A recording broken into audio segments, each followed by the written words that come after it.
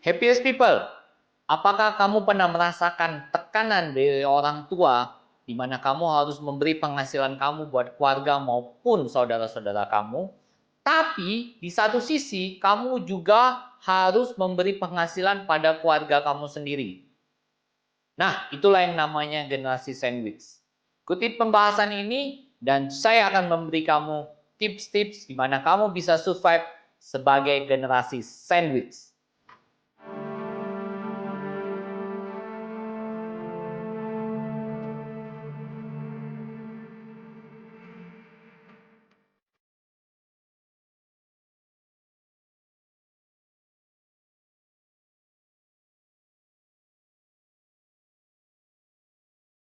Nah, saya mau bacain ya sedikit ya dari konten di komen strategi keluar dari lingkaran kemiskinan dari namanya Edwin Samudra. Namanya keren sekali.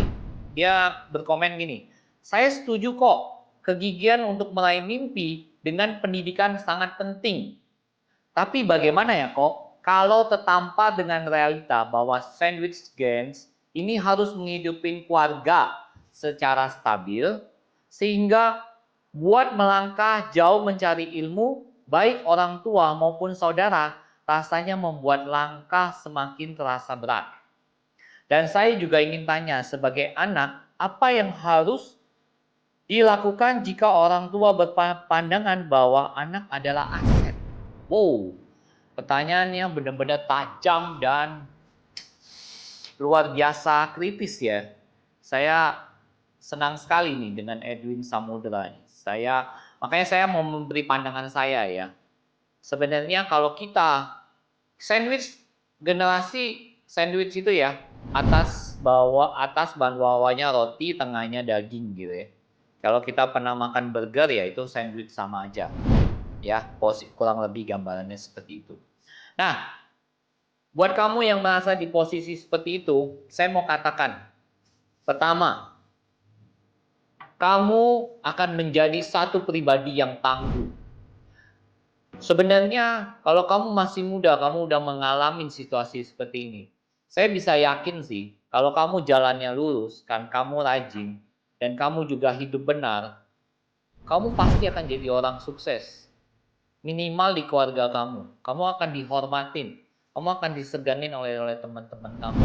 Dan orang akan sangat percaya sama kamu.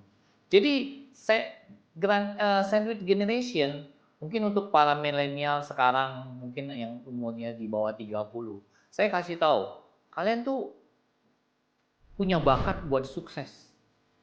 Punya bakat untuk jadi orang-orang hebat. Kenapa? Karena kalian dari muda pun sudah dibakar gitu.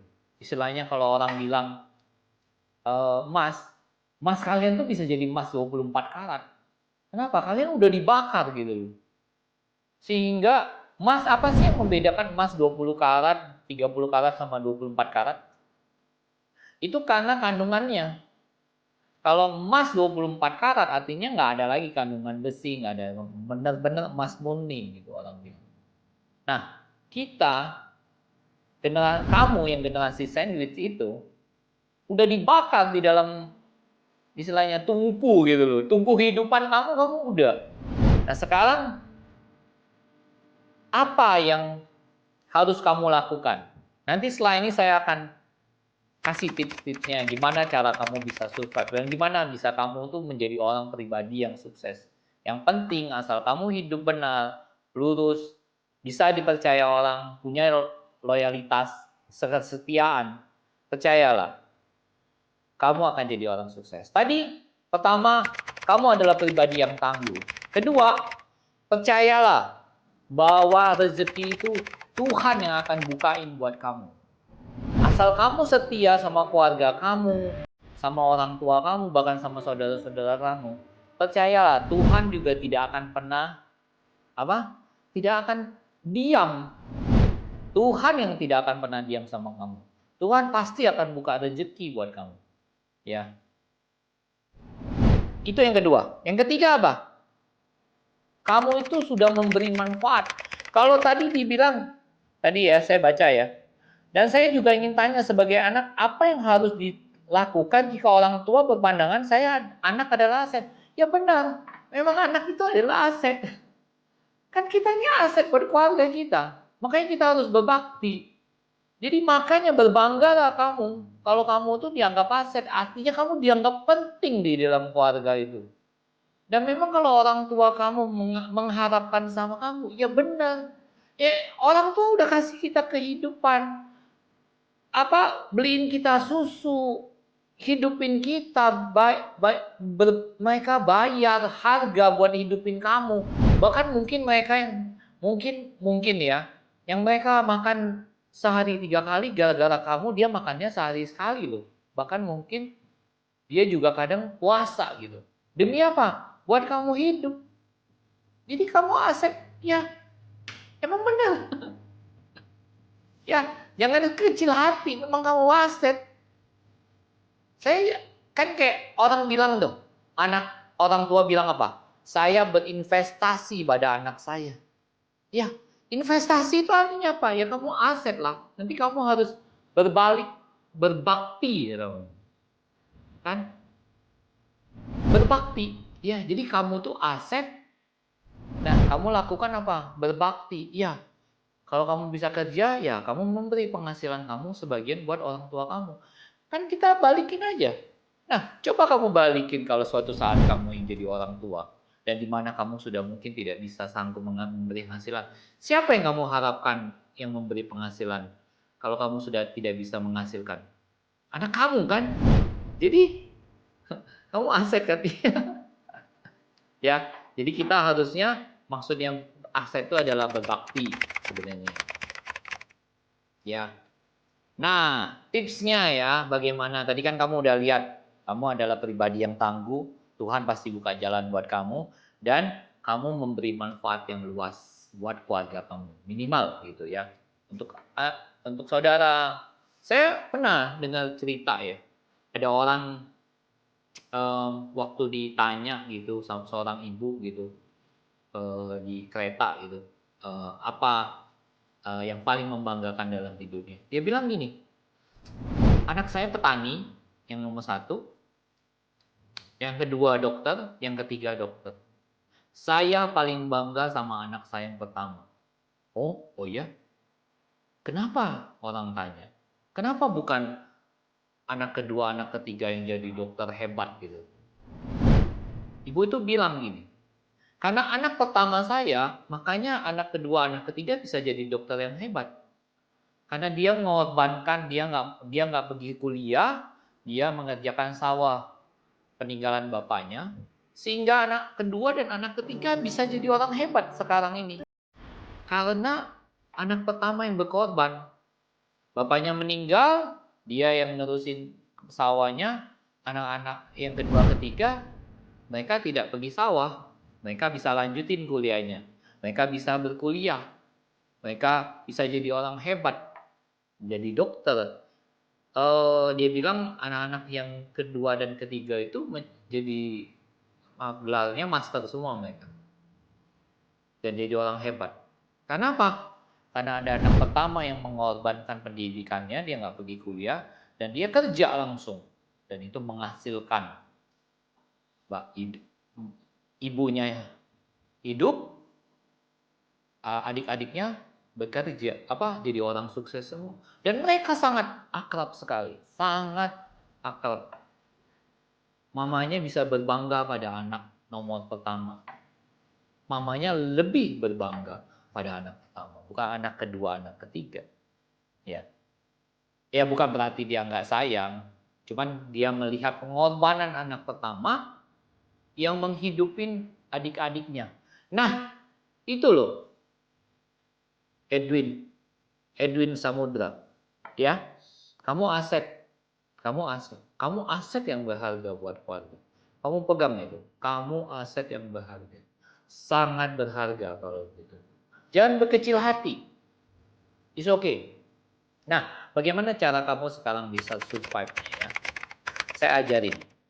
Pertama yang harus kamu lakukan adalah berapapun penghasilan kamu, kalau kamu memang harus menghidupin keluarga kamu, bahkan juga kamu harus menghidupin orang tua kamu, Kamu harus terbuka pertama dengan kondisi kamu. Misalnya kamu punya cuman gaji 5 juta atau 6 juta lah gitu. Dan kemudian kamu harus hidupin keluarga kamu dan juga mungkin kamu juga punya anak-anak. Tapi kamu juga harus hidupin keluarga kamu. Eh, ibu kamu, bahkan adik kamu. Ya, kamu harus terbuka. Ceritain gimana ini yang sekarang ini. Kedua yang kamu bisa lakukan adalah siapa yang bisa bekerja di dalam keluarga itu harus ikut bekerja. Meskipun mungkin misalnya ya, adik kamu punya adik, di mana kamu harus tanggung dia. Misalnya dia SMP atau dia SMA gitu. Mereka kan bisa bekerja. Mungkin pekerja yang part time atau bekerja jual tisu, itu bisa loh. Contohnya apa? Saya di tempat-tempat saya nih di Kelapa Gading ada Jalan Hidayah, itu banyak orang yang jualan restoran. Saya sering banget lihat ya anak-anak SD, SMP jualan apa? Jualan tisu loh. Dia bukan mengemis. Saya nggak ngajarin kalian mengemis ya. Mereka nggak mengemis. Mereka jualnya tapi cuma cukup lebih mahal dikit aja. Yang tipis kayak gini ya, tisu, dia jual 15.000. Modal paling cuma 2.000. Mungkin 1.000 kalau menurut saya. Saya nggak tahu banget berapa. Tapi menurut saya itu pasti kecil. Tisu segini loh. Tisu segedenya aja kan paling 3-4 ribu ya. Tebal gini. Ini cuma segini. Untuk di mobil gitu ya. Dia jual 15.000. Nah, apalagi? Ya banyak hal yang bisa dilakukan. Jadi yang kamu harus lakukan pertama, kamu terbuka. Kedua, kamu masing-masing siapa yang bisa bekerja, dia harus bekerja. Pekerjaan yang ringan aja, nggak usah harus misalnya kalau dia sekolah ya dia nggak bisa yang terlalu banget, fokusin di sekolah. Ingat ya, saya sering banget ngajarin pendidikan itu bisa mengubah nasib kamu. Jadi kalau bisa sekolah, sekolahlah yang tinggi, yang bagus. Sarjana minimal. Jadi bisa berubah hidup kamu. Ya. Pendidikan 90% bisa mengubah hidup. Ya. Sekolahlah yang setinggi-tingginya orang bilang. Ya. Jadi minta keluarga untuk bisa bekerja, saling support jadi. Mungkin nggak banyak banget, tapi paling nggak bisa membantu kamu juga. Jadi jangan membiarkan juga keluarga itu nggak bekerja. Orang tua pun kalau misalnya orang tua kamu masih gagal, masih bisa kerja, go ahead, go something lah. Ngapain juga sih kalau kita nggak ada kerjaan di rumah doang? Kita harus bisa saling kalau situasinya kita memang tidak terlalu besar penghasilan kita. Jadi kita harus bisa saling support. Semua harus bekerja. Kalian tahu nggak di Singapura ya, nenek-nenek, kakek-kakek di Singapura, mereka masih kerja loh, umur 70-80. Di mana? Di McD. Di mana? Di lift. Cuma buka. Cuman orang mau turun, mau naik lift. Jauh lebih baik itu. Kita jadi ada kerjaan. Itu contoh ya di Singapura yang karena saya tahu gitu. Nah, apalagi yang kamu harus lakukan? Kamu harus bisa kelola duit. Ya. Kan kalau kalian lihat YouTube saya yang sebelumnya, eh, apa hal yang harus diketahui oleh anak umur 20, kan salah satunya harus melek finansial. Jadi kamu harus coba nanti lihat video yang itu ya, melek finansial. Jadi kamu harus bisa tuh gimana cara kamu membagikan porsi uang-uang kamu. Hal keempat yang kamu perlu pelajarin juga, ingat, jangan pernah berhutang yang bersifat konsumtif. Kalau bersifatnya itu produktif, itu boleh. Maksudnya apa sih konsumtif sama produktif? Konsumtif itu tau nggak? Utang yang kalau kamu sudah pakai, nggak menghasilkan apa-apa. Misalnya apa? Nonton konser cosplay. Coldplay, bukan cosplay, sorry. Coldplay. Ada nggak guna? Nggak ada. Bisa kamu nonton, kamu cuma hanya punya utang, utang itu tidak bisa memberi penghasilan kamu. Tapi kalau hutang produktif, hutang apa? Hutang yang kamu berhutang, dia bisa memberi kamu balik. Nah, itu yang paling bagus. Contohnya apa? Contohnya motor. Motor itu bisa menghasilkan loh. Jadi ya misalnya pergi ke kampung tempat kerja, yang biasanya kamu kalau naik kendaraan umum mungkin kamu harus habis 30-40 ribu, tapi dengan motor kamu cuma habis mungkin perjalanan tuh 10.000. Nah, memang harus dihitung-hitung ya. Atau mungkin misalnya apalagi handphone itu bisa loh, karena itu bisa buat kerja juga untuk cari kerja, untuk berkomunikasi, untuk cari berita yang terbaru, bahkan bisa juga sebagai content creator dengan handphone saja. Nah, itu bisa ya. Jadi cari pakai utang boleh, tapi utang yang produktif. Jangan sampai cari utang yang konsumtif, apalagi kalau kamu pakai pinjol. Jangan deh, aduh, habis nanti kamu. Malah kamu bisa ribut. Warga sini atas bawah bisa ribut sama kamu. Kalau kamu salah langkah sebagai generasi sandwich, habis semua kamu. Karena kamu akan tekan benar-benar atas dan bawah, ya itu. Nah, saya berbagi sharing ini buat biar kamu tidak tertekan gitu ya. Karena kalau kamu tertekan, kita hidup juga akan sangat tidak nyaman banget kalau kamu ditekan di keluarga kamu sendiri, dari orang tua maupun ditekan keluarga kamu sendiri ya, anak istri kamu gitu. Jadi yang perlu kamu siapkan juga apa? Tabungan ya. Kayak di Melek Financial itu sebenarnya sudah ada tabungan, asuransi apa itu ya. Yang penting itu juga. Dan jangan lupa, sebenarnya yang paling penting itu adalah investasi diri sendiri. Ya, kamu harus belajar juga lah menginvestasi kamu. Kalau kamu memang merasa perlu belajar, kamu belajar ilmu-ilmu baru. Gak usah harus pergi kuliah, gak usah harus pergi sekolah. Cari ilmu-ilmu yang memang mungkin cuma dipelajarin 2 minggu, seminggu, bisa online, bisa apa gitu. Cari, karena itu penting banget buat kamu bisa penghasilan kamu bisa 2 kali lipat, 3 kali lipat. Itu loh. Cari ilmu-ilmu yang bisa membantu kamu sekali. Dan terakhir, yang ketujuh, kamu harus punya multiple income. Multiple income itu maksudnya kamu harus punya 2 sampai 3 penghasilan. Makanya kamu perlu belajar. Misalnya kamu punya pekerjaan tetap, ya. Ya. Kamu bisa ambil misalnya jadi WO, wedding organizer, itu kan cuma Sabtu Minggu. Ya. Atau kalau kamu bisa jadi fotografer. Jadi banyak yang bisa kamu lakukan untuk kamu bisa multiple income. Nah, kemudian kamu juga harus minta, misalnya kamu punya istri kamu juga harus kerja. Gak bisa loh kamu berharap berpikir seperti orang lama dulu ya. Kan kalau kita ini suka, oh istri jangan kerja. Itu salah sekali, sudah nggak zamannya lagi istri cuma hanya di rumah. Ya. Kalau kecuali dia hamil lah. Tapi setelah dia itu karena kita perlu income kan. Jadi kita harus bisa saling support. Jangan berpikir seperti orang lama ya. Orang lama tuh suka berpikir ya istri di rumah aja. Sudah nggak zaman lagi. Kalau kamu tahu di Singapura, di Hong Kong, itu mereka semua suami istri harus kerja. Nggak bisa nggak kerja. Di sana pembantu aja udah susah banget. Ya. Happiest people, saya berharap untuk generasi Z, kalian bisa hidup lebih baik lagi. Percayalah bahwa Tuhan pasti akan membantu kalian. Rezeki akan terbuka, kalian akan jadi orang-orang yang tangguh, orang-orang yang hebat. Suksesan itu akan mengejar kalian. Jangan takut soal masa depan kalian masih muda. Percayalah, masa depan kalian itu sangat cerah sekali. Karena kalian sudah melakukan hal-hal yang hebat. Kalian sudah terbakar dengan sendirinya. Seperti emas 24 karat.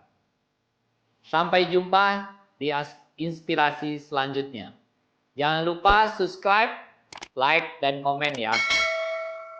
Sampai jumpa di lain kesempatan.